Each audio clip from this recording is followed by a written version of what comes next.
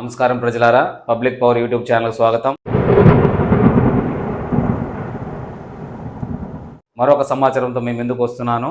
సమాచారం ఏంటంటే ఆత్మలకు పెన్షన్. మా పంచాయతీలో 2017లో చనిపోయిన వ్యక్తులకు 2022 వరకు కూడా పెన్షన్ అనేది ప్రతి నెల రిలీజ్ అవుతూ పోతూ ఉంది.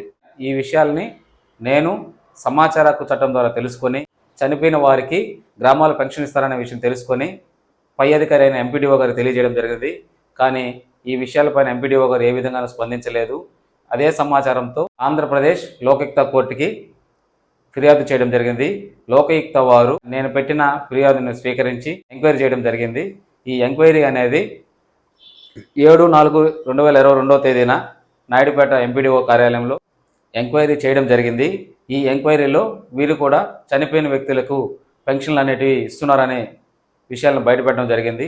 వీరు ఇదే విషయాన్ని లోకాయుక్త వారికి రిప్లై ఇవ్వగా లోకాయుక్త నుంచి కలెక్టర్ గారికి ఆర్డర్ పాస్ అయింది.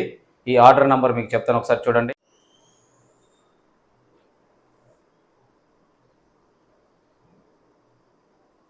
ఏపీ లోకాయుక్త వారు ఈ నోటీస్ నంబర్ 346/2022 B2 లోకాయుక్త 6538/2022 ఈ నోటీస్ ప్రకారం నాయుడుపేట ఎంపీడీఓ కార్యాలయంలో పెన్షన్ల మీద ఎంక్వైరీ చేయడం జరిగింది.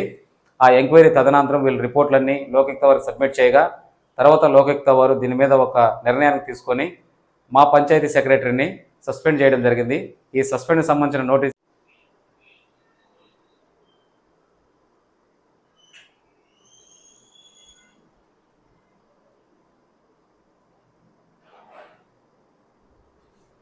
నోటీస్ నంబర్ 443/2022 B1 లోకాయుక్త 11620/2022 ఈ నోటీస్ ప్రకారం పంచాయత్ సెక్రటరీని సస్పెండ్ చేయమని లోకాయుక్త కోర్టు వారు ఆర్డర్ని కలెక్టర్ గారికి పంపడం జరిగింది. కలెక్టర్ గారు పంచాయత్ సెక్రటరీని సస్పెండ్ చేస్తూ ఆర్డర్ పాస్ చేశారు. సెక్రటరీ గారు సస్పెండ్ అవ్వడం జరిగింది. ఈ సస్పెండ్ వెనకాల అసలు ఎందుకు ఇంత దూరం వచ్చిందనే దానికి మీకు ఒక విషయం క్లారిఫికేషన్ ఇస్తాను చూడండి. మా పంచాయతీలో ఒక పెన్షన్ కోసం వెళ్ళాను, నేను తెప్పిస్తూ ఉన్నారు. రేపురా ఎల్లుండ్రా అని ఇలాగ తిరిగి నాకు రాకి విసుగొచ్చేసింది. అలా విసుగొచ్చిన తర్వాత సరే ఆ పెన్షన్ తీసిచ్చాను. తదనంతరం అసలు ఈ పెన్షన్ విషయంలో అసలు ఏం జరుగుతుందనే ఒక విషయంతో ఒక సమాచార హక్కు చట్టం ద్వారా ఒక దరఖాస్తు పెట్టాను. ఆ దరఖాస్తు పెట్టగా సమాచారం వీళ్ళు ఇవ్వలేదు. అంటే ఎంపీడీఓ గారికి పెట్టాను, 61 కింద దరఖాస్తు చేశాను, ఎంపీడీఓ గారు స్పందించలేదు. తర్వాత వచ్చేసి డిపిఓ గారికి పెట్టాను, వారు స్పందించలేదు. తర్వాత 19/3 ఆంధ్ర రాష్ట్ర సమాచార కమిషనర్ గారికి పెట్టడం జరిగింది. సమాచార కమిషనర్ గారు నాకు ఎంపీడీఓ కార్యాలయానికి సంబంధించిన పిఐఓ గారికి నోటీస్ పంపించడం జరిగింది.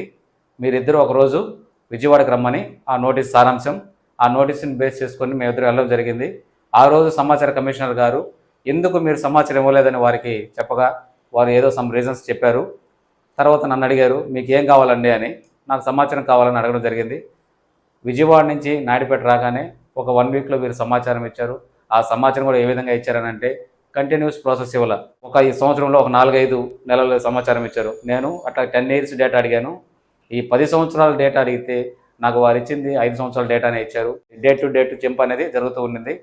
అయినా కూడా ఆ సమాచారాన్ని మొత్తం నేను పరిశీలించి చూడగా చనిపోయిన వారికి కూడా పెన్షన్లు వీరు ఇస్తున్నారని, చనిపోయిన వారి డబ్బులు ఎక్కడికి పోతున్నాయని ఎవరిని అధికారులను అడిగినా ఎవరు సమాధానం చెప్పలేదు. కనుకనే నేను కోర్టుకు వెళ్ళడం జరిగింది.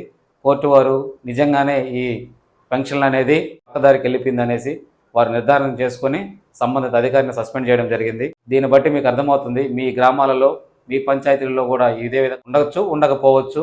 మీరు ఇట్లాంటి విషయాలన్నీ తెలుసుకోవాలంటే సమాచార హక్కు చట్టం ద్వారానే తెలుసుకోగలరు. ఈ విధంగానూ మీకు సమాచారం అనేది రాదు. సమాచార హక్కు చట్టం ద్వారా ఎంత ఉపయోగమో, సమాచార హక్కు చట్టం అనేది ఏ విధంగా ఉపయోగపడుతుంది, ప్రభుత్వ నిధులు ఇట్లా పెన్షన్లు కానీ ఏ విధంగా మిస్యూజ్ అవుతున్న విషయాలు అందరికీ అర్థమవుతుంది.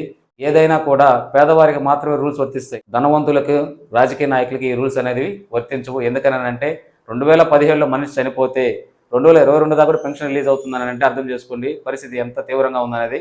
అదే మీరు ఒక పెన్షన్ నిజంగా అర్హులు ఉండేవారికి ఇప్పటికీ ఆఫీసుల చుట్టూ తిరుగుతూ ఉంటారు పెన్షన్ల కోసం. కానీ ఇక్కడ చనిపోయిన వాళ్ళు కూడా పెన్షన్ వెళ్ళిపోతూ ఉంటాయి. దీన్ని బట్టే ఆలోచించండి. సమాచార హక్కు చట్టం ద్వారా సమాచారం తెలుసుకొని మరింత అవినీతిని బయట తీస్తారని ఆశిస్తూ ఈ వీడియో చూసిన ప్రతి ఒక్కరికి ధన్యవాదములు.